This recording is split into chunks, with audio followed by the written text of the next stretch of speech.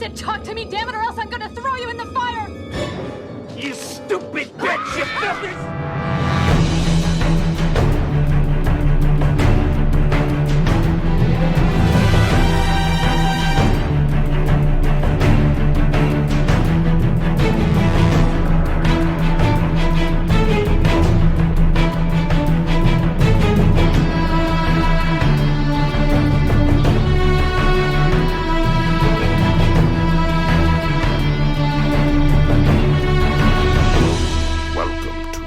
Flyover State of Fear.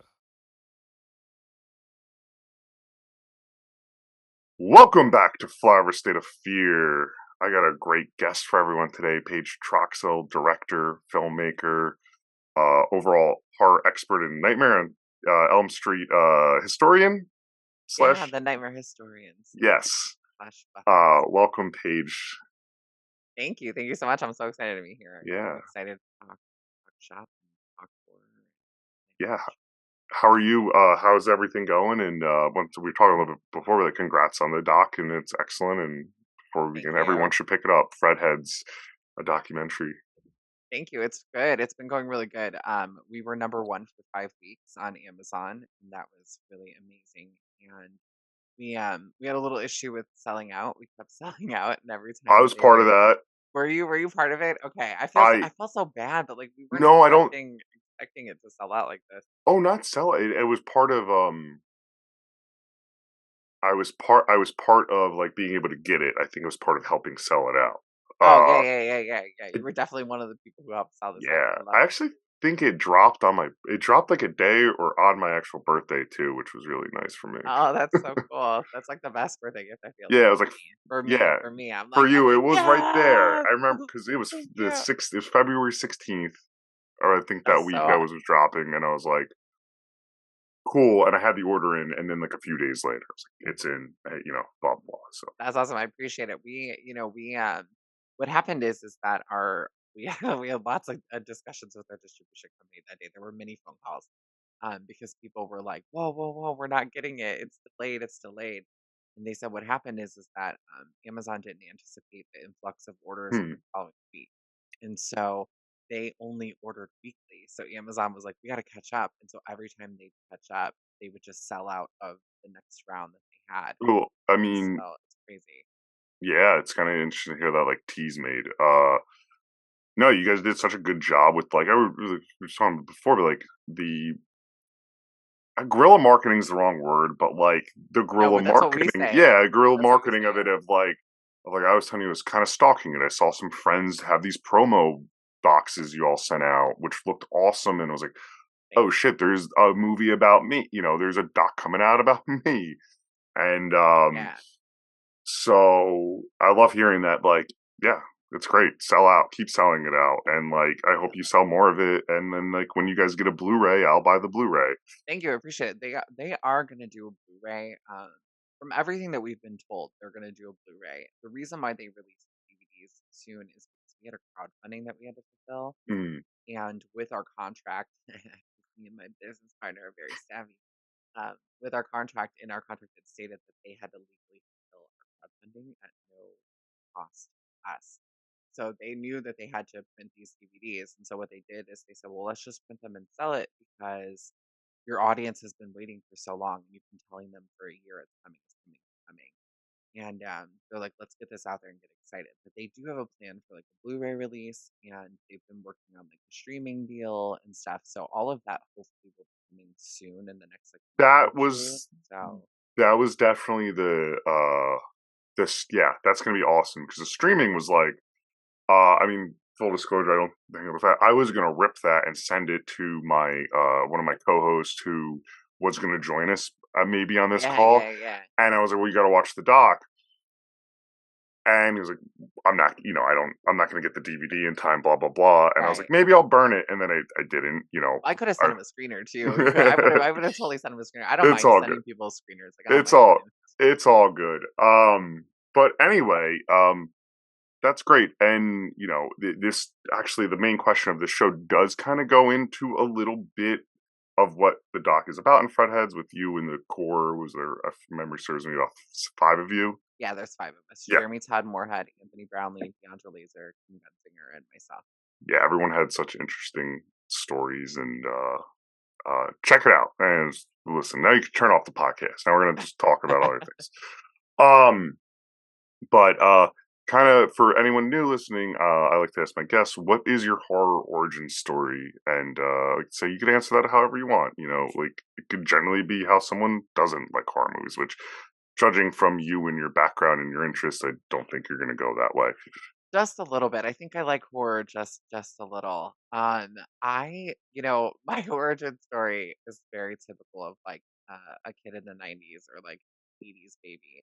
My my parents were really young, and my mom, she like worked overnights, and my Hmm. dad, he was always exhausted from work, and so he used like HBO and stuff like that as like a babysitter, and he sat me in front of the TV, and it was like HBO, it was like movie night, and Dream Warriors came on, and that was the first horror movie I'd ever seen. Really? I think I was like 4 or 5 years old. Well, that imprinted. It imprinted in my head, and so I just really connected with it. It scared the shit out of me as a kid, and I remember I was just so obsessed with it. I was obsessed with The Nightmare on Elm Street as just such a young child. And then because I was able to watch it, I don't know why, but like my dad started like watching other horror movies with me. Oh, Like, that's neat. but it wasn't like it was like behind my mom's back and stuff like that. 'Cause my mom like Do any others like stand out that were not Nightmare that with your I'm dad? I really loved Killer Clowns from Outer Space, like when I was Just a kid. covered that. That's Like so I funny. That was know, the I last love it. episode I did. It's so good. I love Killer Clowns. I wasn't like a Halloween fan. I wasn't like a Jason fan in the beginning. I am now as an adult, but when I was Hmm. a kid, I wasn't.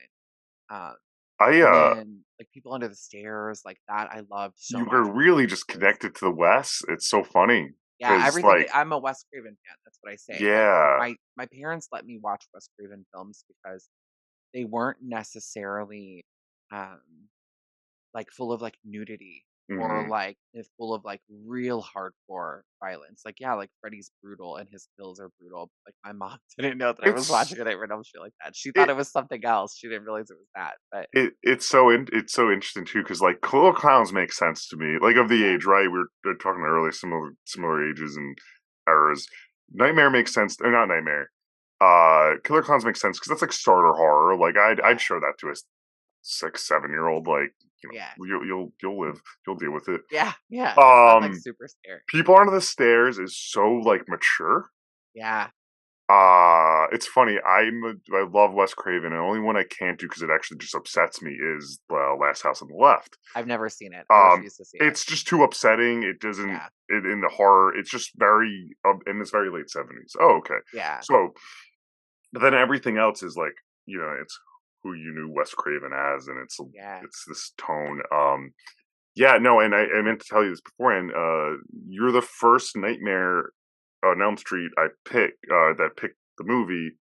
And I said no to fillers because I've actually just been waiting for like the right time because it does for myself have it's number one franchise, and I was like, Right. well, I want to talk about it the right I time appreciate there. that. I appreciate that. No, but there's something I don't know, as a kid like kiddish attractive about Freddy too. Mhm. Uh, because not that I saw him young, but I remember my who I was friends now, but my babysitter lived across the street. Him and his brother like basically said it as like an urban legend. Like you're gonna go to the Yeah. boiler room, blah blah blah, and knowing about it but not watching it, and then like seeing it eventually, and then seeing New Nightmare like was a later one, and then I was obsessed. So there's definitely that obsessed with that, and then I was 11. I don't know. However old I was when Freddy vs. Jason came out, we went to the theaters to see that, and that was Yeah. cool. That was the coolest freaking thing ever. Was that, like, really cool? Like, because 'cause you're watching, like, 2 Goliath horror icons, like, fighting it, and you're a kid. Like, you're just Yeah, like, I just imagine it was so great for you. it was sweet. It was really cool. And we went. I remember clear as day. My best friend Chris. We went, and there was like no one in the theater except a mother and her a child. Like we were 11 or 12, and they were 6, 7. And the first nudity scene or second nudity scene, I will never forget. This woman was holding not the violence, her son's eyes walking out of the movie theater. Yeah. And I remember me and my friend going like, what did they expect? Right. Like it's Freddy versus Jason. Like It was really cool. I always remember that ending, the actual fight. Yeah. And The but wink.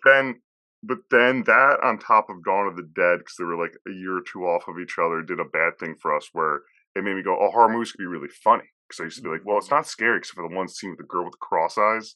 Yeah, I've never seen Dawn of the Dead.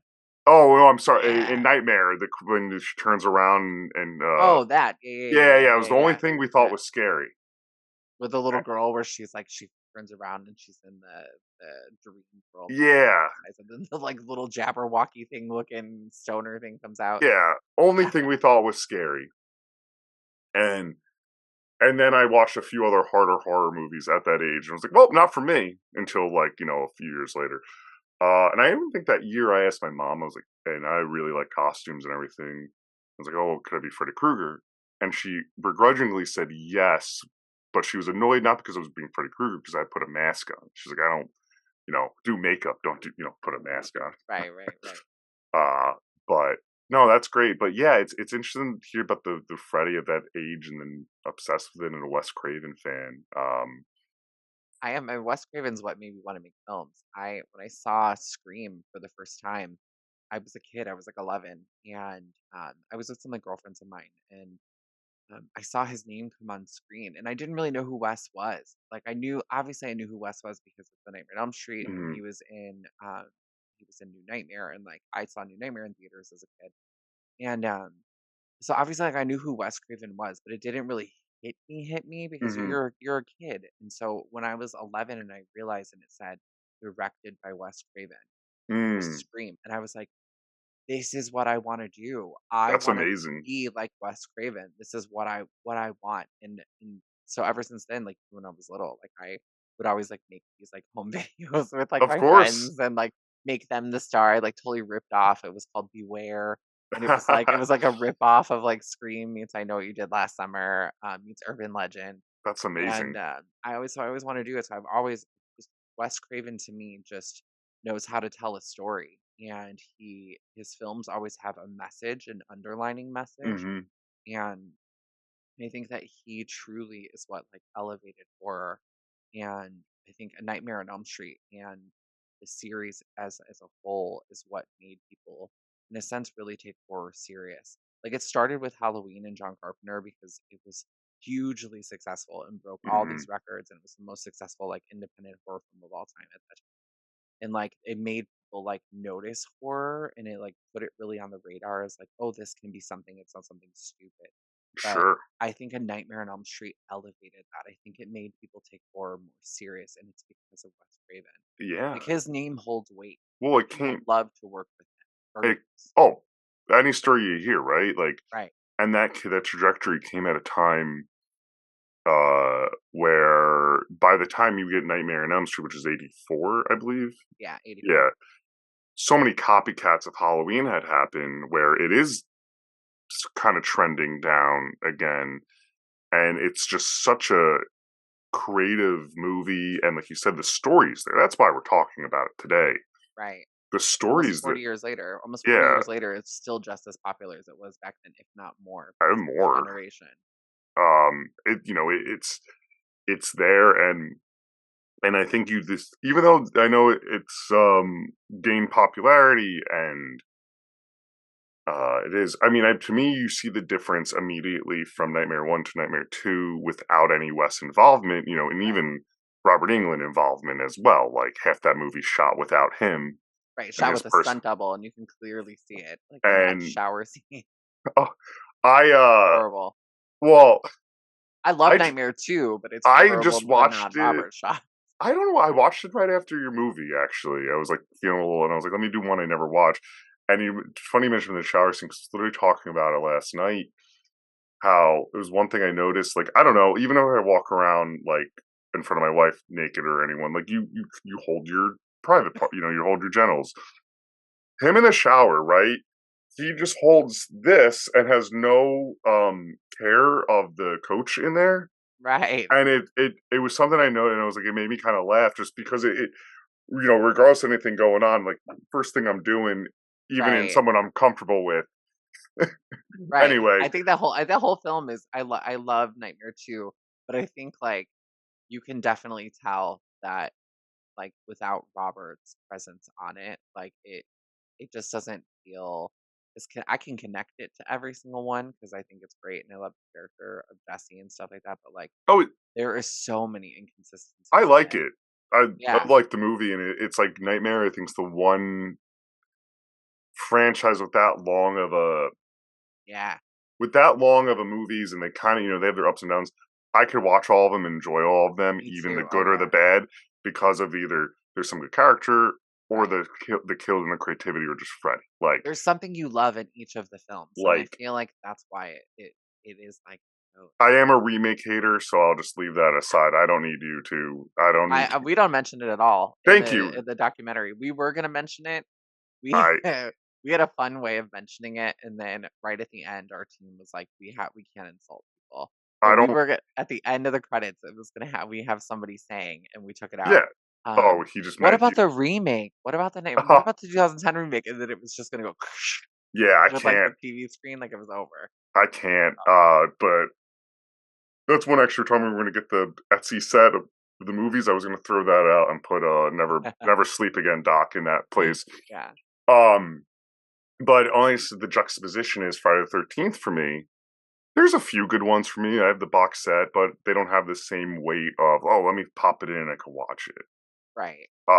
So yeah, no, it's amazing to hear like your connection, and I mean you've done everything to connect it and be inspired by Wes Craven um and the movies themselves. So it's really, really neat to hear. So having said all of that, we are talking about New Nightmare today, and you read the thumbnail and the headline and blah blah blah. What I do like before we begin, I like to read the plot summary from Google, and usually I read it because usually it's pretty correct Right. or not correct at all, I love when and they're not correct. I love when they're wrong. Like the and HBO Max ones. Did you ever see the HBO Max descriptions of all the Nightmare films when it was on there? I've Oh watched my them god. on there, but I didn't read. I never read the They had them all description. mixed. They had them all mixed up. They had them all like all the like cast names were Oh completely no! different, and it was hilarious. I love when they're wrong. I like because that's like it's funny because we know they're right when they're right. Yeah, they all kind of. There was a this is totally side tangent. Me and my wife love terrible movies, and Netflix had this movie, this Tyler Perry movie called Temptation on there, Yes. Oh my god, and I love that movie. oh, the movie's insane.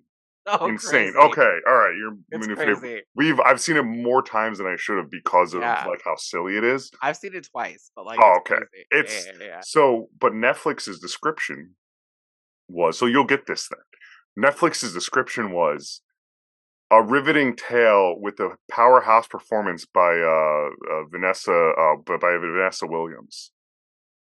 Vanessa Williams plays a over the top bad French accent woman who's doing a bit. She's not the lead of the movie, No, but not at all. that was the description.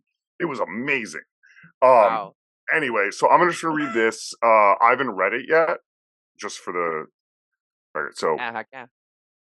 reality and fantasy meet in unsettling ways in this installment of the long-running horror series, which finds director Wes Craven and actors Heather Langenkamp, Robert Englund, all portraying themselves as Heather considers making another film with Craven. Her son Dylan falls under the spell of the iconic disfigured villain Freddy Krueger. Eventually, Langenkamp must confront Freddy's demonic spirit to save the soul of Dylan. This is pretty accurate for Yeah, ones it's I've pretty seen. accurate. Yeah, it's not bad. Well, I looked up this one's particularly. I was really curious what the trailer was. So I was like, how do they Mm, sell this to audiences? yeah. The trailer was really cool. There were several trailers. Yeah, I only watched the one that said one, and it was like they had the actor. They had I think starts with basically Wes talking about the state of film and its There's like the dead and bloop. It's like a bloop, and then it like the camera pops on, and it mhm. looks like they're on set. Yeah, yeah, yeah. Yeah, that was really neat because I was like, what are they gonna do to sell it? Because uh, one of my favorite things of this movie is I think it's the world you and I would like to live in. It's like everyone's talking about like like Nightmare on Elm Street was like number one in the talking bit and like really in tune in the movies. Yeah. When in like It's like when they're on the Sam show and like all the audience is going crazy and yeah, it's like the Freddy hysteria is still good and Heather goes to Bob Shay's office and it's all decorated with Freddy and yeah. it's the He, house that Freddy built and he's not gearing up for Lord of the Rings at all. right, no, not at all. There's nothing called Samuel Jackson in this or Sam Jackson or whatever his name is. Uh, Peter Jackson. Peter Jackson. Peter But Jackson. I understood what you meant. Yeah. Yeah, it's my favorite of that is with that, and this is the overarching thing I probably mentioned a bunch of times is how I remember like, is Freddy really dead? Like that's the question Yeah. in everyone's mind, and it's like, man, if only everyone was just their talking point when that came. That's like we're talking about Scream 6 before, and my mother-in-law asking me if about Scream 6 when it's like she's not tuned in like that. I love it. I love it. It is. Um, It's so meta, and I think that a lot of people don't realize this that there would be no Scream without yeah, New Nightmare. The New Nightmare was, I don't know if it was the first or if it was one of the first like horror films slash like I would say really film to make something meta in a sense. Like that's I'm not sure if it's the first I film, but I know it think might be the first it's horror. I think it's the first horror film, definitely. Yeah, for sure. But without it, thered be no Scream. Like No, that's the playbook. Scream's playbook is Wes Craven's Nightmare. and I in Never Sleep Again, someone mentions basically, this was for filmmakers, and that was I think Wes Craven said it was like that was the mistake, in the sense of the reception of the critical reception was good, but no one went to go see it. I probably would just imagine it was nightmare fatigue at that point. Well, you know what happened is that it opened up Oh alongside a Pulp Fiction, yes, and on yes. the same night as Pulp Fiction, which is so dumb because isn't Pulp Fiction a New Line Cinema movie as well? I Like, wouldn't but they opened think on the yeah, I same think night. think I you're saw it right. on opening night and it was packed. It was sold out. I was a kid. I think I was like Oh, okay. years old, 80 or 9 years old, but it was sold out in the Mhm. theater. And the Cool. audience loved it. Like they had such a great time when Heather says that line where he says, "Pick up that rugrat bitch," and she goes, "Fuck Up to you," and like you. knocks him out. The whole audience erupted. Everyone got out of their seats and was cheering, and it was crazy. It was so much fun to watch. But I'm also from Chicago, which is like a horror city. Okay. So for us, like Halloween was our mayor. We had Mayor Daley, who it was his favorite holiday. Oh, So it was amazing. like it was like a huge thing for people in Chicago. So I'm sure it did really well in our market, but I'm all sure. across the country, it bombed in theaters. Yeah, it's funny today. It'd be a success with an 8 million budget and a 19. I have it up. Almost $20 million in revenue. Right. Um, but yeah, going against Pulp Fiction, I'm trying to think of its new line. I think Pulp Fiction's. I know it's an early like Weinstein movie, Yeah. It's but I I don't. And I it's a don't know if band it's under. apart, which is either way weird that it would go up against it. So it really sucks for that way because I do think you'd probably maybe not good, but we'd probably have another Elm Street in between New Nightmare and Freddy's Dead. Oh I yeah. mean, Freddy vs. Jason. Um, but yeah, they so I thought that was really interesting what he said of like, oh, I realized like I made a movie that like filmmakers would more get or like that's the beats I'm putting out Yeah. compared to Scream is like the film movie audiences want to see Yeah. or like teens want to see. He said, I think specifically. Yeah. Um, but so we do open the movie up though, which is really neat. Which I actually look at the glares here because I have terrible lighting. On the poster with this glove. Yeah. This is my favorite Freddy design, by the way. Is it really? I'm a big fan of the new Nightmare design. Maybe not the glove, but the way his face looks, the cracked and the just the trench coat, a little more muscular. Like that Freddy to me is terrifying. I like that Freddy. He's not my favorite. My favorite design is I like part two or part three. Part two is the scariest, I would I say. think part And part two, three is really iconic. he looks the meltiest in part two. Like Yeah. he's the He looks like he's grimiest. really burning. He looks like Yeah. his flesh is really burning. But I love New Nightmares too because he looks aged. Like he looks like that mythological genie in a bottle. Hmm. Like he looks like how Wes Well, describes the true Freddy. do I wonder if do you think this had any influence on it? Because I know Wes Craven's a producer on it, and the movies are like okay, but like it has a similar look to like the Wishmaster makeup. Is I there? mean, You think there's I similar mean, it like could potentially because they used all the same people. So, the high um, cheekbones? yeah, I mean, Um, it could potentially because they were all that makeup was done by KMB Effects. okay. And so KMB did Wishmaster, and they also did all the New Nightmare, and they did Mhm. New Nightmare 3, 4, 5, and 6. They did the That makes sense. so So it could be influenced in their because it's more rubbery yeah, style it's makeup. yeah. So it could be like what the appliances they were using at that time. But Mm, Wes has stated that like that's his biggest regret about Wes Craven's changing Nightmare it, is yeah. changing Freddy's look. I But like I it. like it. I think it adds to it. His makeup has changed in every film except for 3 and 4. They're the Mm, closest out of okay. all of them. 3 and 4 are the closest. I And when 5 hits, it gets kind of a little comical. Part 6 is full-fledged, looks rubber. And mhm. then New Nightmare, like it's an evolution of the To make. to me, it does the right of this is the incarnation of the boogeyman, the devil, and not really like Freddy. It's just the name we're Right. using. Right. It's So not Robert Englund in a mask. It's not like yes, it's the true essence of you Freddy. know, That's why so, his claw is the way that it is. yeah, and the claw's neat. I think Oh, it's it's so the on the thumb, like how he's got mhm. the blade, like it's different. Yeah. And it always like I pointed out, I just put this poster up recently, and so I'm looking at it more and more, and it's always one of the more interesting movie posters. Because except for New Nightmare, he's not really on the. It's not the Freddy you're looking on the cover, and it's all for the artwork that was done of that first one. It's Yeah. this deformed kind of eye popping and claw out.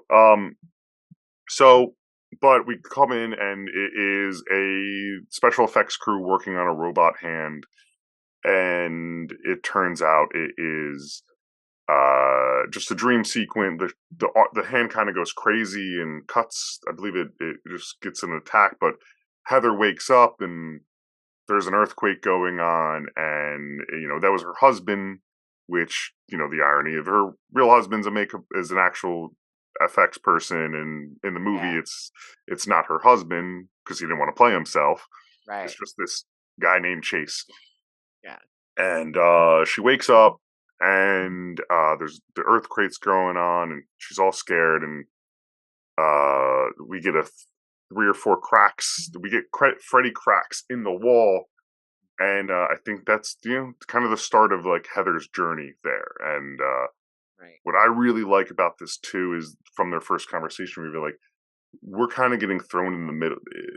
We're not getting thrown at the start. We're getting thrown kind of like a few weeks in the middle of her descent into Freddyism. Right. And we get like a sense that it has happened before. Like that Hmm. this isn't the first time. Like he's being like, okay, we're going through this right now, but it's happened years past. And now it's Yeah, and but we get to meet her son Dylan, who's the creepy kid from Pet Cemetery as well.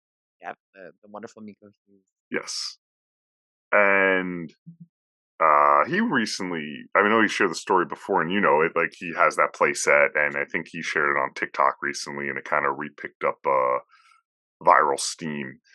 Yeah. I think Uh, you know what I think? I haven't asked him. I should ask him. But like I think that they rented it out for something. Was it the most recent Stranger Things or something? There was some maybe. there was some recent horror. I can't remember exactly what it was. And we were watching it, and I watched the playground set, and I started freaking out. I told my You husband, I know said, "Oh it. my god!" I said, "That's Miko's playset." And he's like, "How do you know this?" I was like, "Listen, I I know. New Nightmare is ingrained in my brain. Like Yeah. it's my favorite of all of them." And so I was like, "That's Miko's. That's his playset. That's his playset." And then he released that video of him like sitting, but they were like hauling it off with something. I And think he's you're like, "Don't right. worry, it'll be." He's like, "Don't worry, it'll be back." And so I was like, Was it used in Stranger Things? Like, Let's how cool is see. that connection?" New Nightmare. Um, yeah, no, it is a good eye. Uh, that's I can spot Nightmare anywhere, like anywhere. um, yeah, I not off the top of my head, but I have that sense about some things that my wife goes, "You're probably autistic," and I go, "I probably As I say the same thing. I tell my am." husband, I was like, So nobody else reads IMDb for fun. I do. Like no, he's like he now does it too because like I got him addicted to doing it. But I'm like, I that's just what I do. I'm like a Rolodex of information. Like I I know so much pop culture stuff.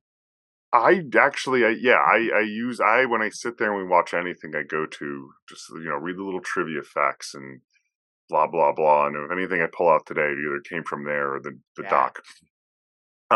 So, uh, but where we're at in the movie though, they go downstairs, normal morning after the earthquake, but we do reveal this is the fifth earthquake in 3 weeks, which is a little alarming. And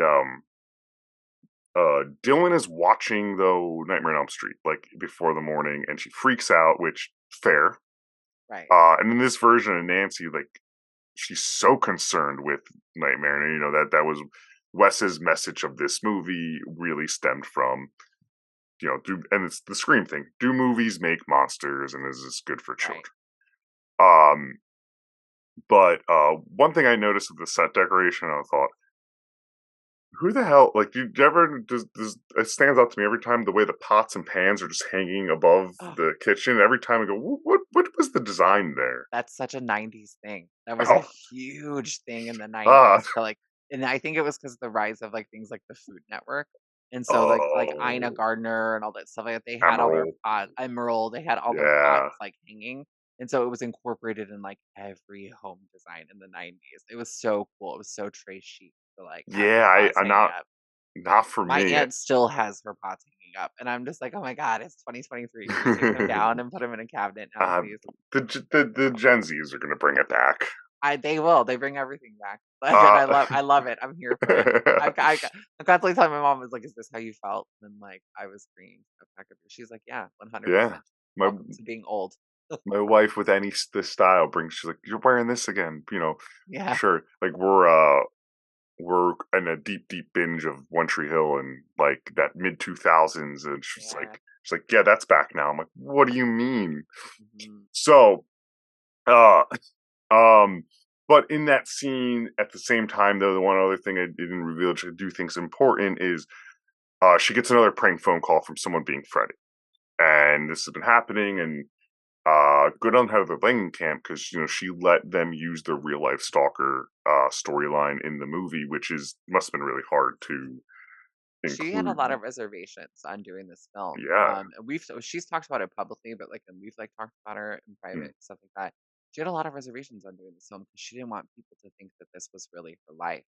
Like sure. she some of it is similar to things that she went through in regards to like stalker and that type of Hmm. stuff. But like she even said like she was very adamant, like she didn't want to talk about mental illness because she didn't want people to think like that somebody in her that line was true because My me family. right like it's in my family and she's even said like publicly she said that her and Wes like argued about that one day. She says she never argues with Wes, like Wes was Mm, a hero. yeah. But she had a lot of reservation doing this, but afterwards, like she loves it. That's her. Hmm. I think that's probably her favorite. She's not a fan of Dream Warriors, I believe and that. she likes the original. It's silly. Interesting. Well, hey, that's good to know. I mean, the original's the original. I mean, Dream Wars is really fun, but I could see if like that's your character's arc, like to be like, oh, okay. Yeah, Um, and then this movie is just amazing. So I'm glad she did it because like it is my favorite. I know I own this terrible. I'm sure this terrible bootleg edited together nightmare version called the Nancy cut, yes, and I have. I have not seen it, but I've all of my friends have it. it's like 6 hours, like 4 hours or something like that. 6 hours. I watched it one day. Just just watch all three movies. It's they literally do Yeah, nothing to it. They just cut it, and then yeah. it goes to Nancy's story, Well, and here's the it. thing that people don't know, and we don't. I haven't really publicly talked about this like on TikTok or any of that type of stuff. Mhm. For like kind of like my followers growing a little bit. I haven't really talked about this, but in 2016, my team and I, what started Fredheads was we made a fan film, a 45-minute fan film with Heather Langenkamp, Oh, amazing. and it's called "Don't Fall Asleep: The Untold Nancy Thompson Story." Oh, So it's what happens between 1 and 3. And so it's like directly after the first film when she opens the door, it's like the canon storyline Mhm. of what happens to her because New Line Cinema commissioned comic books Oh for my god, that's Nancy. amazing. Yeah. Yes, and so we like, let's turn it into a film. And so we did that, and then it's like it halfway through it does a 5-year jump. So it like Mm. takes place right as part 2 is happening. Um, and so we have kind of thought about maybe creating our own Nancy cut and like taking our film, the original part Put 3 it and all New together. Nightmare, and like putting it all together and You like could throwing it on YouTube or something, or That's amazing. Thank you for sharing that, because that is excellent. Yeah, that but was it is, a but I'm the same way as you are. I'm like, just watch the 3 films. well, I bought it as like, as a collector, I wanted to get a couple things that are on streaming but not on physical, so, Yeah, I had found the lane to buy stuff like that, yeah, me and too. I saw them advertise it, and I went, "Well, I have an extra $20. Let's see what this is about." Yeah. The description sold me. I'm a sucker. But yeah, just watch the movies. Give Bob Shea his money. Right. Kidding, or don't. Um, but so we go back, and now we're like back on the set. And this is that we go right to that talk show scene, Mhm. basically, and she has to get there, and that's why I said this is a world where like everyone's in demand. I do like that when she says, I know I'm jumping around, but you know the movie, and everyone knows the movie. Um, If you don't, why are you listening to this? If you don't yeah, know Wes Craven, you go go to the watch it and come back to this moment right now. I so, but we go to the the interview, and like Robert comes out in the full Freddy makeup, and hams it up, and yeah, he has his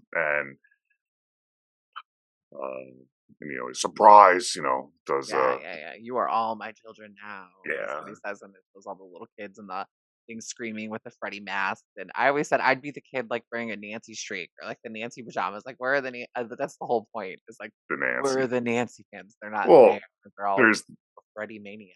it's Freddy Mania, and she's waiting for her car, and she sees everyone signing, and her and Robert have that, like, this Villa is like so slick in Hollywood at that time, and then it gives her a kiss on the cheek goodbye, and like, okay, they're friendly.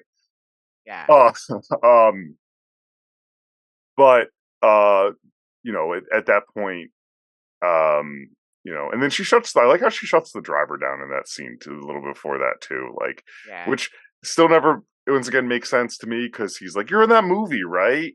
And then he's immediately up to date. He's like, "So Freddy's dead, but you didn't know the name of Nightmare on Elm Street." Uh, Right. I think uh, that's also. I think that kind of also is a play on how popular Freddie was, and I think it was a take on where he was in the world. Like you can't recognize people by name, so it's like you're in that movie, oh that yeah, girl, right, right, right. But then the second he realizes it, oh yeah, it is Freddie. Then all of a sudden, Freddie sets off that light bulb because everybody knows Freddie. hmm, Everybody knows it. He's like, yeah, "Mom." it's it's great. That's a good point on that, because like I'm just being cynical.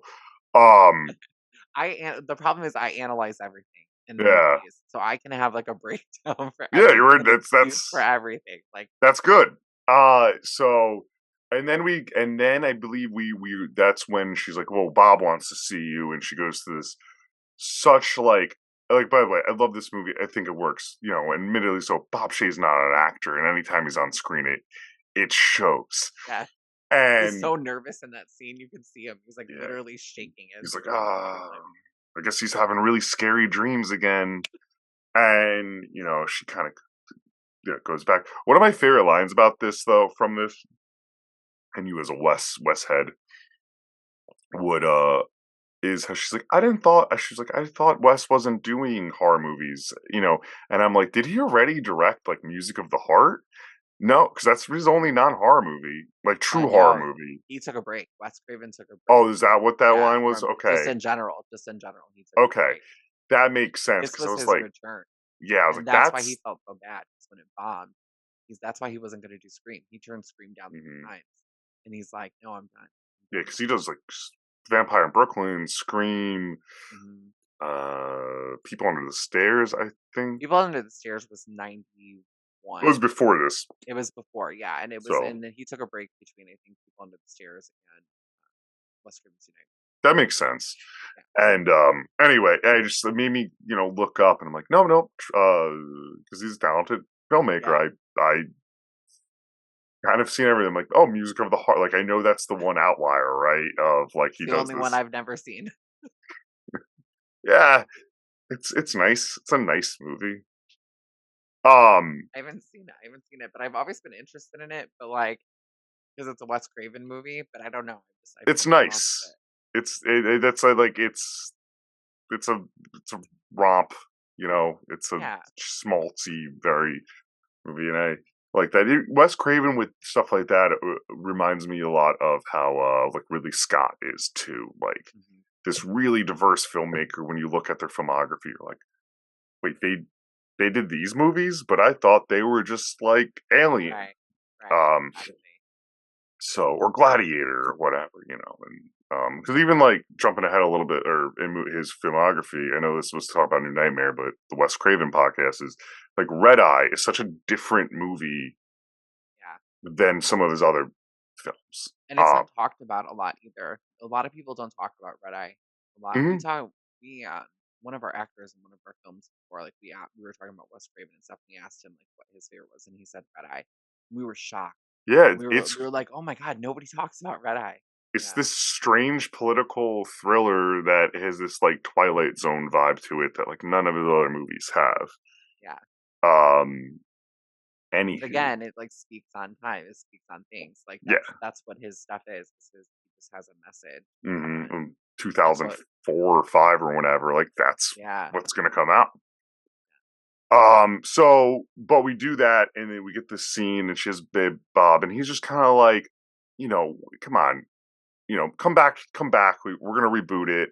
I know Freddy's dead, but this, how Hollywood works. right, Um, she's like, okay, and she debates with it, but everything really is about um Dylan, right? Everything to right. me in this revolves around Dylan. Every scene, his concern, because we're talking about overanalyzing, and that's I think the one flaw for doing a podcast is when I'm taking notes, I'm writing things that I normally wouldn't like mention. Yeah, When she pulls up to the house, she hears the scream of Dylan, and I'm like, how the hell did she hear his scream? That must have been murder. right. Like he She's must have been in the screaming for car, and she years. runs in. His Especially because mom. his room is in the back of the house, Yep. and she's pulling up to the front. Yeah, It's movie. It's mom senses. It's right. mom sense. She runs in. Dylan has his first encounter with Freddy. It's kind of alluded to. He has Rex who saved him, and I love the story that like Miko and Wes share. If you listen to Never Sleep Again, is he kept the stuffed animal that's sewn up, and they still have it, and Wes still has the copy or Yeah, in a had the jar, copy. Yeah, the torn up so one in a jar. yeah, Yeah, it's I amazing. love that. Um, and you could tell, like, if you were doing that, that's how special this, movie's probably was to him as well. Yeah, But that's happening, and you get this motif, and it was really interesting that this is, at the end of the day, it's, I guess, heavy-handed, but it's Hansel and Gretel right. at the end of the day, and Yeah, that's what she's reading to him, and I'm like, I wrote in all caps. I know it's the motif, and we're just foreshadowing. Like, of all the movies or books to read to your troubled child, you're reading. Oh, right. Well, it saved his life. Like it that's the did. thing. The thing I love about Wes Craven's New Nightmare is one of the many millions of things I love about this is Hmm. this is the first one that you see Freddy actually go after a child. Yeah, You know, it's in he's like a. in 6 films, he's a child killer. He's a child killer, but he's only going after teenagers. Mhm. This is really seeing like who Freddy truly is because he's tormenting the He's child. playing with him. He could easily grab him and snatch him up, but he's like tormenting him and he's like raising that fear so that way when the kill is there, it's going to be so good and pleasurable for him. And that Hmm. shows how truly sick and twisted and demented he is as a character. And seeing like the Dylan character's demise throughout the film, how he starts out this like kind of little happy, fun, kid to this like tortured 5-year-old by this demonic entity. it's crazy to see that this is the first time. Yeah. Oh my god, that's an amazing point because like yeah, they really do put him on the journey, and like Heather is really there, just you know, to have her own journey, but also help guide through that. Like, Right. and um, yeah, they sorry, I'm lost train of thought there. So have that, and like, oh wow, what a brain fart to have after such a good conversation. But so they have that, and it is Dylan's journey, and like even like the just the people that the two losses in the movie are. I was gonna kind of wait till they happen. What's about to happen is I feel bad. Like I feel bad for both of them. It's actually the death of Julie, the Right. babysitter. I think is the harshest and like most heartbreaking death of the whole franchise. It's Really? Yeah. for me. It's the only one that like I think I know that's further in the film, but like how much she just as the nanny or like babysitter cares for Dylan. She's not doing anything. She's not a teen, she's not this teen. She's not anything. She's Not connected at all, she's other not than just connected. loving this kid. Yeah, and she gets it's a mimic of the first movie when I'm terrible with the names, but it gets dragged around the room. Yeah, Tina. Tina It's like gets a homage to Tina's death. yeah, and I think it's such a harsher. I mean, it's not the the body bag in the of Tina following Nancy scary. It's just heartbreaking to me when she dies. Yeah. Like, and especially like when you do see Freddy in there, and like towards that end, Freddy when he was more in the real world, he does. They did a really nice job of making him the cartoon that we knew he was, but still having him this sinister way of like today watching it like many times. Seen it, first time I noticed, he has this like tilt smirk while her body's just there. Yeah. And that to me is the most heartbreaking. And then, same with like Chase dying in the car wreck. It's just like losing, that's what happens. But anyone wants to hear the breakdown of it, watch the movie. But that's what the next scene is really, Nancy and Chase kind of have an argument about the glove because he's building the glove. And she keeps having these nightmares about close to death or him dying. And she keeps waking up, but something's wrong. She's like, something's wrong with Dylan. You got to come back. Right. And I love when she says, so the two special effects guys in her dream are called Chuck and Terry. And I love when like like the realization of like, her husband is working on this project behind her back. And like she's like questioning it, and he's kind of questioning her sanity a little bit. And she's like, "Where are Chuck and Terry? yeah, Where are Chuck and Terry? What happened to Chuck and Terry?" He's like, "I don't know. They didn't show up. They're whatever." He's like, "Is there gonna?" Then he tries to downplay it with her, yeah, and she's like saying like, "No, something is going on." And it's just very indicative of Nancy in the first film, and that's why film is so meta, is because it's very indicative of that, of where she's telling people something is going on, and people are discrediting her, and they're not believing her, and in the end, she's the final one standing just because one she's correct. questioning everything and fighting back. And I know I find this the most scary trope in any horror movie. It's everyone is in on the joke except for you, and that's yeah, that's Nancy. Everyone's not listening to you right, because they're in on this thing. right, Um, 100%, and with that, like she slowly, like everyone else, morphs into who Nancy was and not who Heather is. right, I mean, I every time let out a giant, just as a fan, let out a giant laugh when she has the coffee pot next to the bed again. yeah, You know, yeah, yeah. like it's such a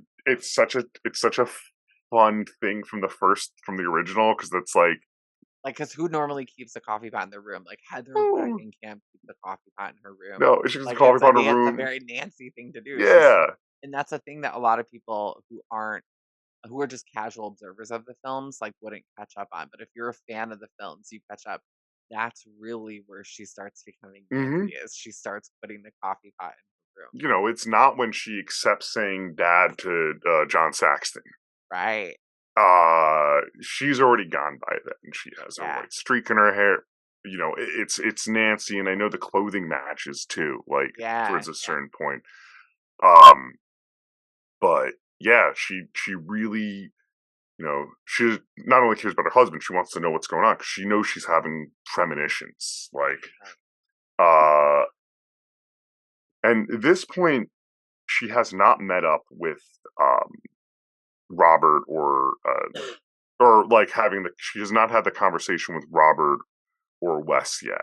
No, that happens after the funeral. So at the Yeah, funeral, Robert confronts her at the computer, asks if she's seen the script. and I do like.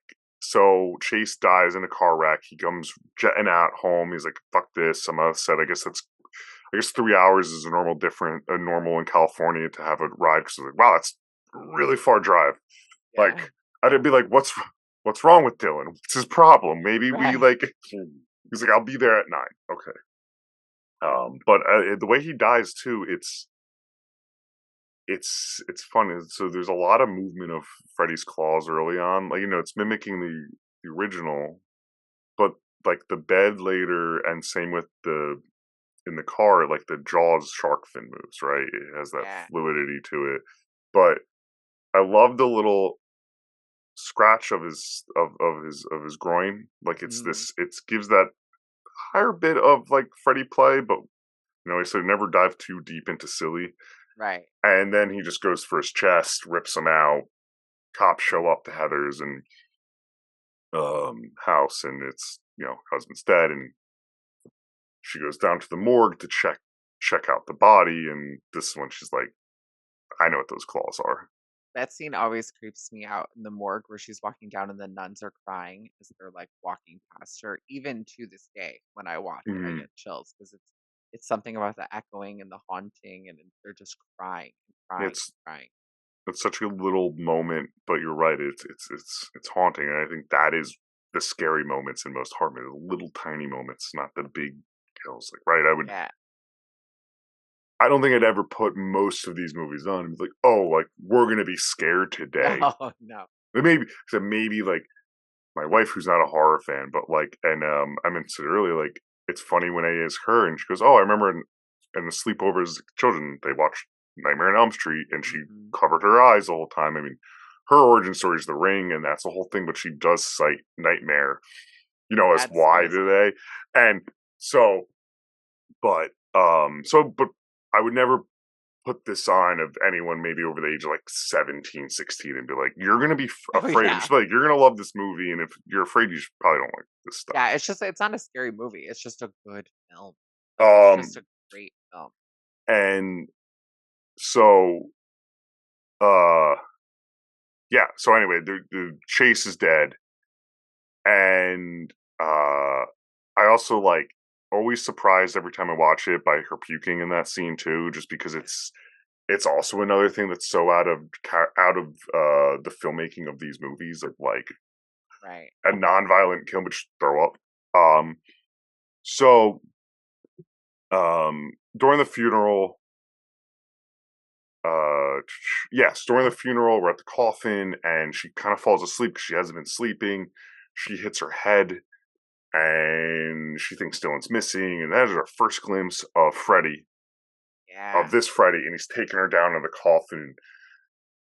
Um, One of the great things about this movie and the dream sequences is I think when we get into dreams, it really shows the long tunneling of dreams. Yeah. Like every room looks like it leads to nowhere, whether it's the sheets or the Right. coffin. And that was really never done in the other ones. I mean, we have some amazing kills, but that thing you feel in dreams doesn't Right. They happen. almost show the mythology of dreams. They show the things that we all see in our heads. That like never ending door keeps opening. Mm-hmm. It's like you keep going through a door, through a door, through a door. Like that's how this is. It's like you just see the hallways connecting. You Yeah. see like it's like a tube system. And I don't know, it's enchanting. Like I want to go to the haunted house version of the new Yeah. Nightmare. Uh So, another earthquake kind of happens, and she hits her head. And as someone who hit my head a couple weeks ago, like her head must have been killing her because I had like a headache for a week, and I'm like, oh, that stays with you. But John Saxon comes to say, like, kind of calms her down and saves her, and this is when we get the Nightmare cast going in. And this start I noticed, like, in with Naive, you know, other Nightmare alums in the background of the funeral. Like, Yeah. Jesus Garcia was in the yes, background.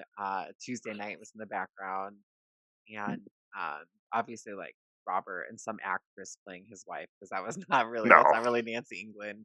And then like a bunch of like people from like Sarah Risher, hmm, who's a huge like producer in New Line, and like a bunch of like gotcha. New Line people. Yeah, it's just it was very neat to Yeah, it was fun. play the Where's Waldo of the movie.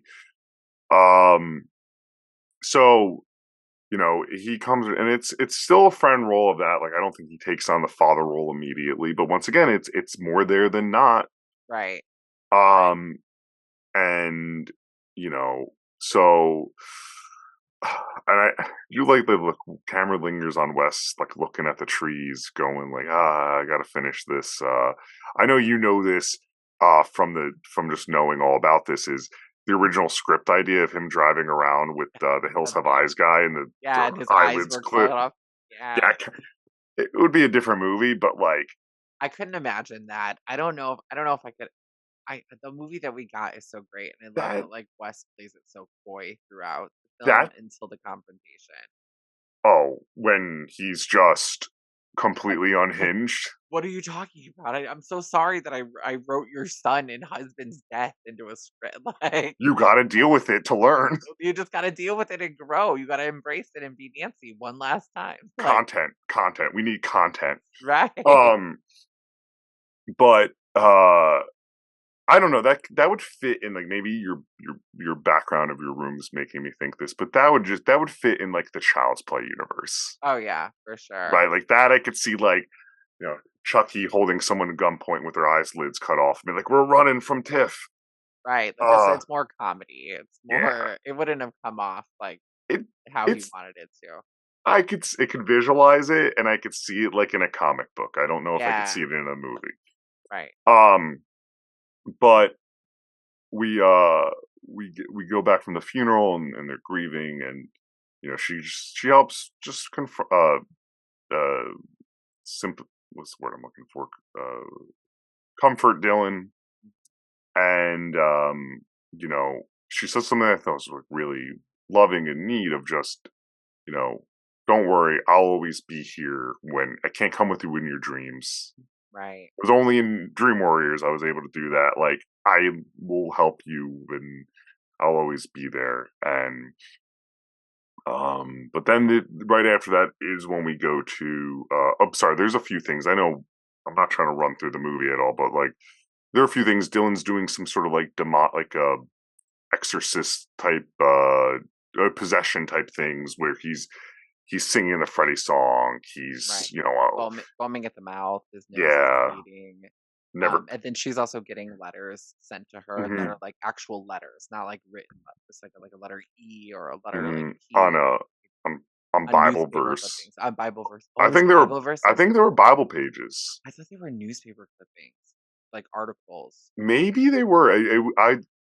But it I, could be. I don't know. I'm gonna have to go back and watch it now because now I you're just gonna show me something on this, and I yeah. love it. I made the assumption they were Bible, especially like Oh, it very maybe well could be. just because, especially like how Wes Craven is very like about exploring religious themes, and some of that is in Yeah, this movie, like yeah, yeah, yeah, with like closer to God. Or is he Dylan closer to God? And like Wes Craven was going to be wanted to be a priest originally, so all of that is through his movies. yeah. So I thought they were Bible pages from the Bible, It but very well could be. I'm gonna have to go back and rewatch it yeah. now because, So like, if I did teach you something, wow, I feel I'm that makes me, excited. yeah. Um, Gives me another reason to watch it. I just watched it yesterday, but it gives I me another watched it reason to this watch it. morning. I don't care. I'll watch it again. I don't All right, you got to let me know on that. care. I will. And but yeah, she's receiving all those, and a little bit before that, that is when Dylan climbs up the place that, uh, well, the giant tower place that was talking to John Saxton, and that's when she mentions the mental illness stuff in her family to him and discovering, but he's just like, no, he'll be fine. Like they're kids. Like everyone has a kooky family, Yeah, like, Sonny Bono had somebody in the yeah, what a, kitchen. Well, who wouldn't be acting the way, like I'm like, why John Saxon brings Sonny Bono up? I just just a big sunny head. yeah. We're just trying to get his Sonny Bono message out there. It's John Saxon, the name dropper. He's like, don't go skiing. Right. Um, Right. That's a bad that's a, joke. it's a bad, I don't I'm think sorry. anyone I don't think Sorry. anyone under a certain age is gonna get that joke, but I A love it. bad joke, but No, but I love it. It's a all good right. joke. It's like one of those jokes. Yeah. Uh, but that is conversation happens. One thing I noticed on this though is the woman who just has her kids running away instead of seeing a kid on top of that tower. She's like, "I'm saving my kids, but good Yeah. luck to that kid."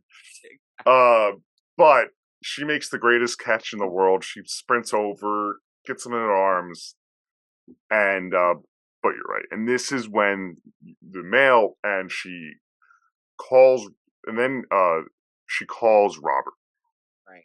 And she's like normal Robert Englund, or what the movie is telling us of who Robert Englund is, and Yeah.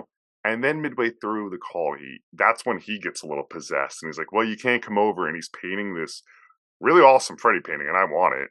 Yeah, dude, my friend Deandra has it, and it's in Oh, her. cool. She's in the documentary, but she also has Yes. a channel called Captain Sassy Media on YouTube, and she has it. Someone painted it for her. I think it's like a gift, and it's in her backdrop. And every time we're like doing something like this, and I'm like, I'm so freaking jealous. Like I want it That's so bad. I want that's to amazing. commission someone to do it. It's so good. I could paint a little bit. Maybe I could try I it. thought about it too because I can paint too, so I was like, maybe I'll Yeah. attempt it, but I don't know. It's like a pretty like mimicable style, I think, right? Like if Yeah. he was doing an intense oil painting, like, nah, I'll commission Right. that. Right. Right. But very cool painting, but that is him changing and then like nowhere to be found, right? Like the England residence, there's a phone call later. We're gonna be out of Uh town for some time. Please leave a message, yes. but we won't be getting back to you. Yeah, amazing. And uh then, this I keep saying this is the full turn, but this is really like, if we're in the paranormal activity, this is the last night Right. of hauntings, and well, no, I guess not really, but she wakes up in the middle of the night, and after like a Freddy dream, and he's standing there because now we're seeing him more and more. Yeah, he's getting more active. We He's and like because showing up more. Like he sliced the bed while she was sleeping, it's just like playing with such her. to me that's my favorite knife slicing too. This Yeah. hand knife slicing. It's so clean. Oh yeah, it's a very clean cut. Like I didn't they talk about it in Never Sleep Again too, how like they told her don't move.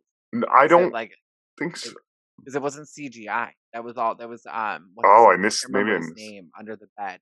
He's under the bed. So Mm, she couldn't move past a certain point because he was about to go up. yeah. And so as he goes up, was it Merc Filstrom? I don't know if it was Merc Filstrom. I'll have to No. look into who it was.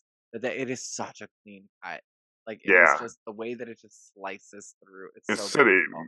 it moves like the Jaws fin. Like that is Yeah. like um yeah. I missed that. Maybe I missed that. This, like I said, I watched it this morning, or the segment this morning, and I must have missed it, or but yeah, it's God. You imagine you moved, and it's like, well, Yeah, like, oh well. Like because sorry. they're real sharp. Yeah. But she runs downstairs because she hears Dylan, and we're in a dream within a dream, and Dylan has also the greatest knife tape that like every kid wanted to do to mimic that Yeah. as well. And he has the thumb too, which I love too. Like it's the new Freddy.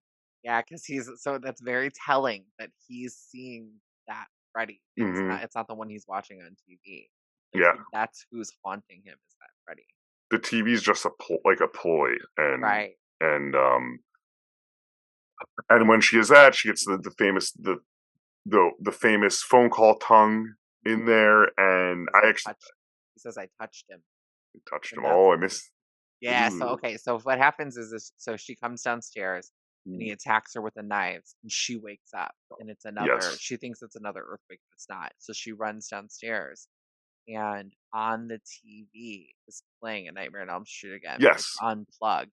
And Hmm. Dylan is now circling all the letters. So he put all the letters together Hmm. and he's saying, never sleep again, Yes. never sleep again. And she's like, what? She's confused. And it says, answer the phone. And she's Yes. realizing it. And so then she gets the prank phone call and he says, I touched him. And so then So she realizes it's really Freddy. why did I miss that? The whole scene, obviously the whole scene. Why did I miss that Yeah. he touched him? That's it's so Yeah. chilling. Yeah. And so Um, it's like scary. And then the phone starts foaming and mm, Dylan is foaming. and And that's it makes you think, are we in the dream again? Or is this mm, really happening? Is this real life? Like, yeah. and that's when she brings him to the hospital. It is so creepy. Yeah. Um, and yeah, The doctor doesn't believe her. Fran's oh, in it. the Oh my God. She's doctor, amazing. she's so good because she pisses me off so Yeah. much. Yeah. She's like the movies. You Yeah. it's like when it's actually to tell like doctors and like I know this is like um my wife has had some like gut issues last few years and like Yeah. going through it reminded me of like doctors like how to twist their arm to like believe me, and it's like a thing I know a lot of Right. women go through of like doctors won't do certain, and that's what that Right. reminded me of in like a in a little personal level of like Yeah. Have um you been seeing the man yeah, and who it's has like been almost Miss Lagenkamp? Has there been it's not anything that has happened? And she says, well, his father just died. right. I Yeah, don't think that's it. That's not what traumatized him. Not his father dying. It must be those movies that you were in before he was born or ever yeah. thought of. Not his father dying. Not his Like, father dying, and she the way she acts it too is that she is a dream person. right. One Yeah. track, yeah, no, not his father. Um, so she does keep him overnight. Mhm. Um, and also when she goes back, she goes back to the house, and this is when we see that we talked a little earlier. She's a coffee Yeah. pot, and they were. She speaks to Wes before then, and this is when he's like, "No, this, no, just some things have to happen, and I have to let the demon out." And Yeah. when the movie stopped, uh, we The were on. genie's out of the bottle now. Yeah, we were unable to contain it. It was contained in those movies. And It's such a good scene because the dichotomy between the two of them, where she's like, "Well, you know very well it's not a film now. It's more than that now." And he's like, "I didn't know." And she chases him into his office. Where like on this computer screen, she's like, "Well, what do we do about it, Wes? What do we do now?"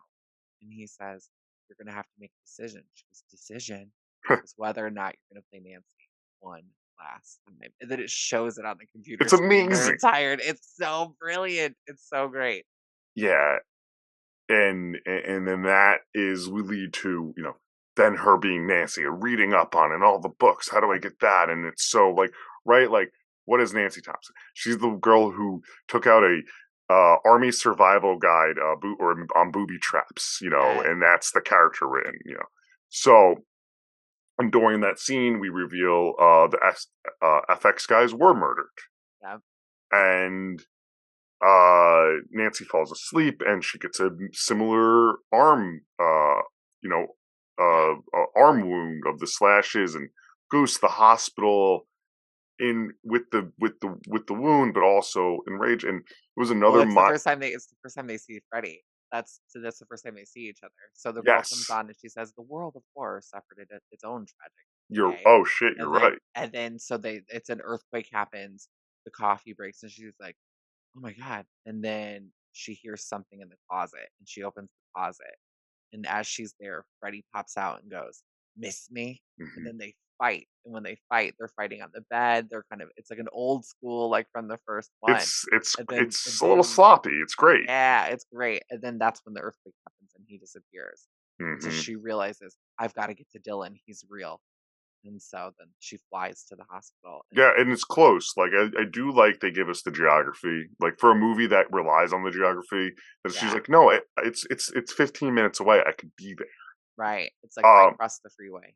and that scene, that is what has grown on me because that's what I the freeway one. I'll wait for that. But Yeah, she we'll talk about that. she when she goes to the hospital, and it baffles me that like the doctor's like, he's fine. I mean, he had a little episode, so we put him in oxygen, room, and to stabilize him. I'm like, that's the first thing the parent should be notified about. Like, Right. there was complications. Right. Um, and but she freaks out, and Julie's there, and that's what, like, I know I kind of went into detail about that a little earlier, but like that's when she's like, I just felt I had to be here, and I want to be, and that's where I was like, this is like, I can't think of and I don't know the Yeah. movies as back and front to back as you do, but like when I think of all, was it 6 or 7 movies? This was the meanest death to me, and Really? I'm for it. I'm for it. Like, Yeah. but to me, I this think is I oh don't know. go I think the meanest death to me was Taryn. So Taryn, throughout, she's in part 3. She's the one who dies by the drug overdose. oh And yes, so, that's a yeah, it's so sad because she's trying so hard to be in recovery throughout that she's bad. entire film. And then Yes. how he kills her in the dream is how she's gonna wake up. So people are gonna think she relapsed. Ooh, And when you so, put it like, back, so to me, yeah. like, it's so sad. It's the worst death for me because it's like he got so much pleasure in that. And like, No, that here it is. there. People are gonna think you overdosed, and I'm the one doing it That's to you. you know what that's meaner. That's me. I should Yeah, say see, that's that's when you put it that way. yeah. I But this one is really mean too. you, Like, it, not to diminish from Julie's death. no, it Julie's death is very brutal. they equally could be mean. Yeah. Because you know what, it reminds me of my other favorite series, and I know it's such a different tone, but it's in the same year too. It's so close the way it looks too of I'm so bad with names, but in Candyman, her Yes. writing partner's death, where then they Yes. think she killed her. It Right. they're shot so similarly, and Yeah. like And that movie in heart. itself is Oh, Candyman is one of my top horror that's films of that's me all too. time. That's one of Like, my favorites of all yeah. time. It's Uh, instantly rewatch. It's perfect. Come back on and talk about Candyman, but yeah, I will definitely. Yeah. Yeah. um, but they're very similar. Maybe it's just the lighting, and like I'm a very visual person, but that one, and like I said, I spoke about it a little earlier, so someone delve on that, but that one's hard to watch. And I also just love how she socks. There's 2 nurses that are there just to be punching bags, because one gets hit in the face, Yeah. and I That's love she's Wes holding. Craven's daughter. Is it? Yes. Yeah, Oh that's Wes shit! Craven's daughter. She's holding the needle, and she's like, "You really want this?" Yeah, the one holding the needle is like, that's And she's Wes like, Craven's "Never mind." daughter. That's Jessica Craven. She's awesome. Oh, that's amazing. Yeah. And then when Nancy runs back in, she gut checks the other one. Yes. 'Cause she's like, I know where Dylan's going. He's Yeah. going home. And that was real. That was an accident. Heather really gut Oh checked no. her. Yeah, so she sent her flowers Oh, afterwards. good, But good like, for her. but it was like that's why the reaction was real because like Heather like really like gut checked her. It was Oh shit. it's beautiful. That's one of my favorite moments of the whole film. Me and my best friend recreate that all the time. We see each other and he's like, "Ugh," and I'm like gut checking him constantly. Oh, that's amazing. Yeah. Yeah, and so she runs through with it, and she drives, but she hits the freeway, and then this is Dylan running across the freeway, and uh, I would say that I've grown to love that scene. But when I saw it as a kid, I remember, because like uh, you're a kid, you don't really have the nuance. I remember watching this at Yeah. like my aunt's house and this and that, and being like, this movie's fucking great. But I always remember, because maybe the CGI or something, it was this Yeah. so out of place scene, but every time I watch, since it's actually amazing, because Yeah. it's the way Freddy's playing with him, of just lifting him up. Nope. Oh, like, I know I'm gonna Yeah. make you safe across the highway. Yeah. It's my favorite scene in any movie. In any Really? film to Oh, ever exist is that freeway scene. Right from sorry, the second 8-year-old me was a little jerk about it. No, no, no, it's cool. Like I think that it's different perspectives of it. Like right from when she exits the room and she tells her, he's fully capable of walking out of this hospital. He's Mhm. sleepwalked, you idiot. Oh shit. From there on, it's my favorite part. And I love when she gets to the highway. It just shows what she's so under Heather Langenkamp and Nancy Thompson in general are so incredibly underappreciated in the horror community. Mhm. And I love that like there's been a recent surge of talking about Yeah, film roles and stuff. thanks to you guys too. I mean, Yeah, I hope that's my whole mission. Like that's been my mission with my TikTok is like to make sure that like we're representing final girls and we're representing truly like women in horror and that we're not just figures and figments Hmm. of a horror film.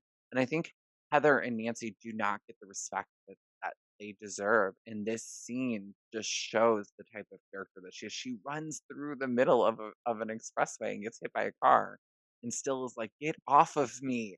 I have Hmm. something that I have to do. Don't worry about me. I'm chasing after something bigger. She's just she's the mom strength there, like, Right. mission and care. And well, yeah, you're obviously you guys, you and Deandra and everyone doing that, like, Yeah. Yeah. it's Yeah. this mission statement of your mission statement of putting final girls to the front is Yeah. great. I know it's been noticed in my crowds. Yeah, for But sure. I feel like it's a resurgence of it it. Like is, like it 10 is. years ago, people didn't talk about it. But I think, now I feel like people are starting to notice more like, well, okay, we need to really think about a billion tangents here, but like all the movies that we're calling it good and not just like fun horror movie. Oh, they're fun and then like them. They all have very important, good characters who are typically your final girls, right. and that's why the movie works more than whatever. Like, I think the one stat that always comes out when someone's complaining about something, we're like, well, Michael Myers is really only in the first movie for 6 minutes. It's like, Right. yeah, that's because that's Jamie Lee Curtis's movie, and it just Right. happens that Freddy. Same with Freddy. Right. Nancy Thompson is or Heather Langham's probably, most of the screen time, and Freddy's probably like in the first movie for like 15 minutes or Well, something like yeah, that. and we for us when we did our documentary, that was what before we even rolled film, we knew that's what we were gonna do. Hmm. We knew for us, like so for those of you who haven't seen it, in the first half, we talk about Robert Englund, we talk about Freddy Krueger, we talk Hmm. about all of that, and then literally at the halfway point of the documentary, it says, "But the first film was all about Nancy, right?" Yeah, that was a And then it switches. It switches to how what the real meaning of it is. But that's the truth. Is that if you look at A Nightmare on Elm Street, not in the eyes of Freddy Krueger, not in the pop culture way of how big of a person he is now, but if you look at that first film as a standalone film, that film is about Nancy Thompson oh yeah, and I think that the villains tend to get super popular because they're fun and the kills are yeah. hilarious and they're great and they're bloody and everyone loves it.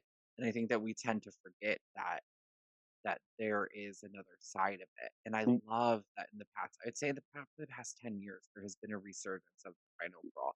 You look Look at at Samara Weaving, oh, Jamie Lee Ready or Curtis Not coming back. is Yeah, I love Ready or so Not. good. So good. So so Uh, good. yeah, the Jamie. I mean, even look at like the movie last year that took the horror world by storm, like Terrifier 2. Like I was not a fan of Terrifier 1. I was I just like like the this. original, but I haven't seen the Oh, second. okay. So for Yeah, me, I was like, this just didn't work for me. yeah, Talking about the meanness of it. Like, I like the project, yeah. blah blah blah. Second one, no spoiler, but it's Oh, you can spoil it. they bring a final girl in, and it works, and it actually is what makes that 2.5 hour runtime move. That's not just the horror Yeah. icon. I Um, I have a hard time with like real gory, dark horror films. But for mhm. some reason I liked Terrifier. I couldn't watch the scene where he hangs her upside down. So if That's that's too yeah, that's it's so my husband's like, you will not be able to sit through Terrifier 2. no, two's rough. So I just yeah, with the yeah, point of it is just saying like they brought someone in that is your Nancy Thompson that yeah, actually has a purpose and a story and an arc, and not just let's watch these women get killed. right. So back to New Nightmare. uh, but this is when Freddy's fully out, right? The highway scene, and then we get John Paxton. John Saxton. My autocorrect on my notes said John Paxton. That's not a person. John Saxton, and he's at the front door, but now he has his police badge, and he's her father. He's Don Thompson. Yeah, and Yeah, she's like, "What do you mean?" She's like, yeah. "I'm Why do you keep calling Heather." me Nancy, John? Why do Yeah, you keep calling me John, Nancy? yeah, We and better then take care of that kid.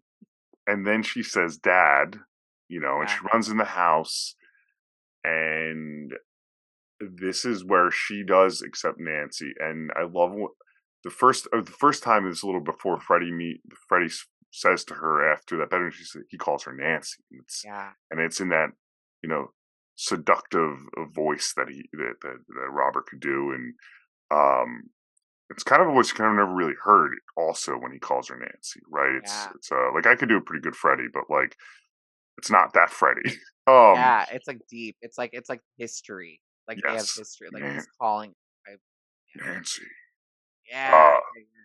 yeah. That was a good impression. Thank you. I Yeah. just give me a little more, and I could do a little more. Um, but anyway, she sees Rex's ripped, and she runs in, and she follows the like earlier the Hansel and Gretel, the trail of sleeping pills, the breadcrumbs, and she's like, "Well, I know what my son wants me to do, and he's safe, and I got to take them." And And that this, imagery when she goes underneath the sheets. Like yeah, I love when she lifts it up and there's like nothing. And then she lifts it up again and it's the whole world. And it's like a slip and slide where she like dives in. you're, God, you would probably know this. Like some of the imagery, honestly reminds me of some of scenes from a much lower budget thing, but from some Are You for the Dark episodes have the same Yeah, I could see that. I could have the totally see that. same like this long hallway mimic. There's a few episodes they have this dream. There's a few things, and it's maybe just of the time. And I'm also such a big fan of that series Yeah, that me too. I I no, can't. I can see that. It reminds me a little bit of and they're not at all the same, but No, it's in the same tone of the episode where the little girl's trapped in the walls and she's writing like the help me on the hmm walls. It's kind of like in that kind of tone a like little bit. that. It's like that creepy shot, like Yes, it's just a little yeah, long and endless, and it's what it's we just keep saying is this captures this dream and this right. what dreams could the mythology of dreams and dreams could do, and love that. The once I don't see it, but the second time I see it, and it's Ron, and she takes it and she walks down, and then she slides through the mouth of Freddy, and like Yeah. what a what a wonderful playland. Like that is one that like I know the movie's not popular enough to do this, but like that's what like Halloween Horror Nights should have. This 100%. I've always thought that. Or I've always thought that they should do the Dream Warriors boiler room where they come oh down the stairs and he's like, you know, he's like you hear the loud thumping and Joey's laying there and he walks around the boiler room. I always thought like those are such fantastic mm, sets. Like Halloween Horror Nights like is missing that. But I love mm, this one because it's very much like Greek mythology. So you mhm. see the columns everywhere and it's what you imagine like Freddy's dream hell to The truly be. seven deadly sins are Yeah. around, like He um throws her against lust when they like yes, meet up. Yeah. yeah. And it was interesting always like so we watch Never Sleep Again is like Robert mentioning to being like there's always been this sexual tension between the two, and I think some of that's there, some of that might just be the actors. Like it's the in the viewer, I think, for that context, but I think I think with and Freddie, I think that he is with that with everyone. everyone, I Like mean, even looking at like Jesse, like how he like oh, it's almost it's like foreplay for him is to do that because if you look at it, Wes always originally wanted him to be a pedophile. mhm, And they changed that. And there's so much debate in the horror community about it, in regards it's to it. People are like, no, that's not what he is. And it's like people need to understand that that is what he is. that's what he is. They just couldn't say it at that time because the movie would have never sold And the because of what movie was going works. on. It works I so think much better better. leaving it Yeah, right. it's one of the reasons why the They Shall Not Be Renamed doesn't Yeah. really work. It's because you know, it's too heavy of a topic. If there's yeah, something too heavy, fans I feel like aren't going to be drawn to it. And so they're instead of it being a pedophile, like Robert plays him as this like it's almost like of course like a pedophile thing because they're still teenagers and he's mhm, this 40-year-old man. And so it's like he's like taunting them, but almost like it's foreplay for him. Like that's why he like strokes the cheek, mhm, the you tongue. know, I mean, or the tongue. Yeah, we're yeah, yeah. about to lead to the. It's actually where my notes stop because I just started watching and I stopped taking notes. So, but we're about to lead to right, like the one of the bigger set pieces down here, like perfectly goes into that. The phallic tongue that wraps around, Heather, and she says in the doc like that was her least favorite ever, and it was the Yeah, most uncomfortable, even though like she was very comfortable assimilating with everyone around there. right. Um, yeah, no, it's a very sexual thing, but it works with it just being not said. It's not like even in like Freddy vs. Jason, like there's the one which I know is a very different mythology and movie compared to Yeah. everything else. Like, he licks the when he licks the intro and he licks the kids' photos and puts them in the scrapbook, like, Yeah. even that is like in the line of, ooh, okay. And I even think that we see a claw against a child in the little like like prologue of that, and not Yeah. anyway. But you're right. And then this one movie is the only movie we see him actually going after a child, and but it's Demon Freddy. Yeah, so So he's not like doing any of that type of stuff with Dylan. And that's what I think that makes it stand out, is that mm, this is the demonized version of Freddy, where he just wants to kill. He wants to get mm, out into the world, and he has to get through Heather. And so yes, he's going through her. And so the only way to really finally get her is to go through him. So he's not looking at Dylan as like through the lens of a sexual predator. He's looking at him through, I need to torture and kill this kid so I and can break her down and be free. yeah, and Heather is, and he's doing the same thing, and he's doing in his first encounter with Nancy. Heather is going after everyone in your life, your friends, the your husband, the camera, not the camera crew, the other VFX guys, Right. uh, and and your babysitter. Like that is Right. just the order of like if they were her, pals, the Johnny Depps of the Yeah, yeah, yeah. world in there, and so, but they go through the labyrinth of the new boiler room, the Coliseum, and Dylan has much more strength than I do because he runs right into a furnace, Yeah. um, to get away, and kind of you know Freddy's chasing there, and like, It's the whole Hansel and Gretel thing. The yeah, putting the witch in the furnace. He knew right to go into there. But and then they there's the snake. I'm deathly afraid of snakes. I can't oh, see okay, images of them. I can't oh, any of okay, that. really like, But like really, it's like how people have that phobia of clowns and stuff like mm-hmm, that, or like spiders. Like I'm snakes. mm. But this is the only movie I can watch it. This is the only One's movie an I can watch a eel. snake. She Yeah. shoves an eel in his No, eye. like when Dylan goes in the thing and there's the big yellow Yes, snake. That's the only one I can watch. I don't know yeah. why. It doesn't ever bother me. Oh, I'm like, because it's Friday, you feel yeah, safe. I feel safe with Freddy. But Yeah. yeah, I don't like snakes, but not in that level. I just yeah, so Dylan hides out in there, and he kind of he's just in the corner hiding, and the arm stretching, and because immediately, like the minute I thought, like, man, his arm needs to go, and then it starts classically stretching out, and get a really cool, the Beetlejuice stretch, as I call it.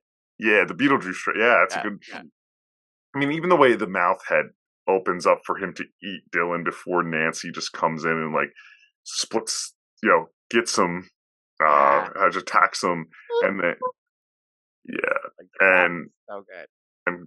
and the three of them have a great kind of just like takedown of each other, and the split.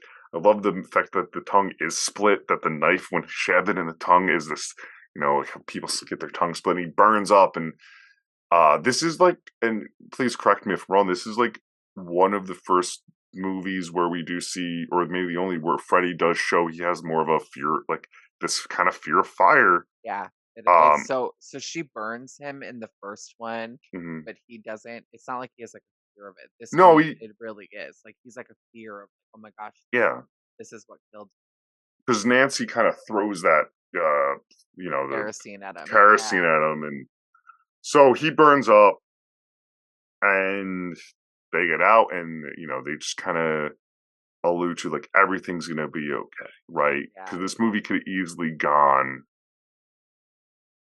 a way, which would have been cheap, a way of, oh, actually, like it's been in the dream sequence this whole time, and like Chase is right. alive, and You you could have came know, in. Do you want more coffee, honey, or something? yeah, Like, yeah, I like that. and I kind of, I could expect that, like it's because it is a tough death, like you murder, like earlier, like Wes murdered her husband and traumatized her son to make some content.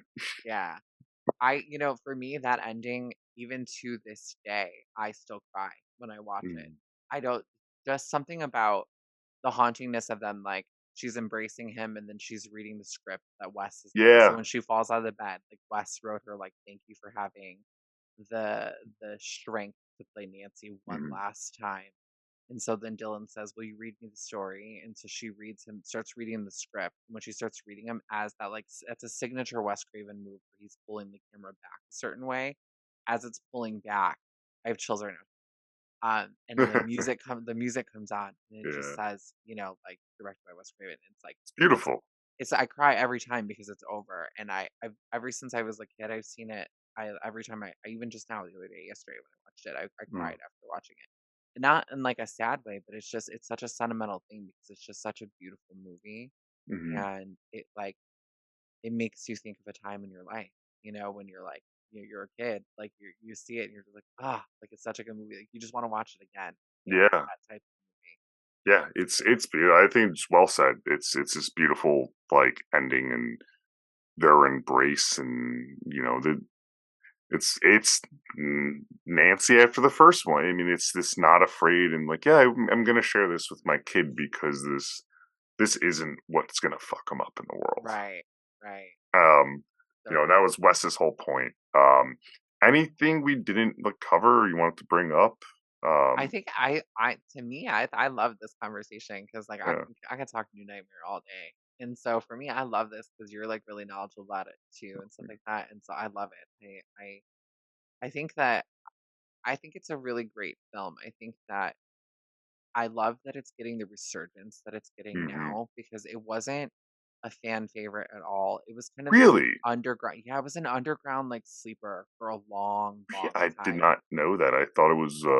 No, so like okay, so I joined in the documentary we talk about it a little bit about how DeAndre Laser and I met.